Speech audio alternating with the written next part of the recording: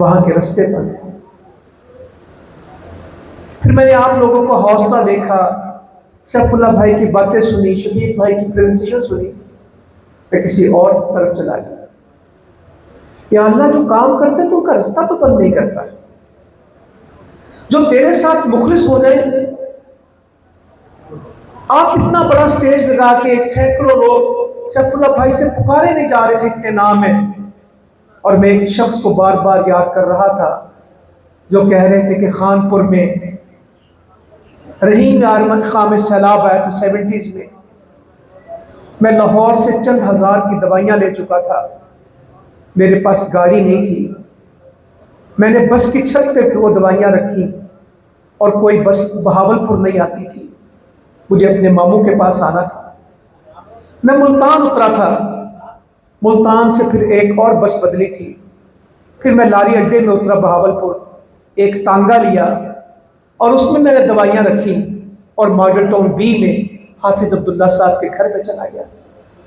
मेरे साथ कोई आदमी नहीं था, मैं सैलाब वालों की मदद करना चाहता था और मैं तन्हा था। फिर हाफिज अब्दुल्ला साहब ने कहा, रात रुको सही, सुबह जाना।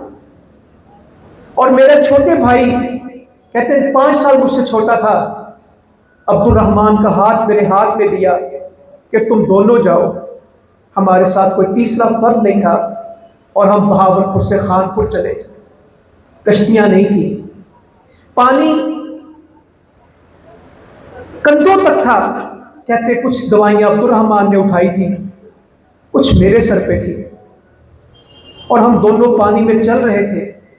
और आज आगे टीले पे लोग बैठे थे, मुझे इंजेक्शन लगाने आते थे, मुझे पेट के दर्द की दवा का पता था, मैं बुखार की दवा के बारे में कुछ जानता था।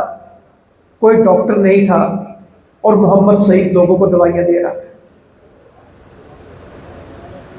बंदा चले तो एक फर्द भी करते, उससे पीछे चला गया। तो हाफिज अब्दुल्ला जब आए थे इस बहावलपुर में, कौन जानता था। एससी कॉलेज का एक प्रोफेसर, हजारों प्रोफेसर, कभी वो मस्जिद की ईंटें उठा रहे थे, कभी लोगों को दावत दे रहे थे, कभी अकीदा पढ़ा रहे थे।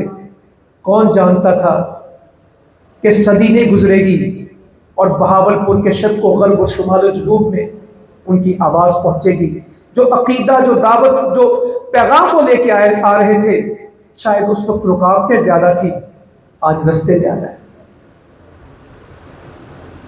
इतना खूबसूरत मंजर, अल्लाह ताला करोड़ों रहमतें करे हाफिज अब्दुल रहमान मक्की साहब पे। बहावलपुर के प्रोग्राम की जितनी उनको चाहत थी शायद किसी को ना हो। सतलुज का पानी मक्की साहब हमें डबो गया। आप तो और सतलुज को जानते थे कि रोही में तो इतना पानी नहीं है, रावी में तो इतना पानी नहीं है कि हमारे हुक्मरान इसमें डूब पड़े, चुल्लू पानी नहीं है। सतलुज में तो रेत उड़ती है। कितने ही साल कहते गए। चोलिस्तान में कहर पड़ा तो मुझसे पूछते थे, फलां इलाके में गए हो, फलां इलाके में गए हो।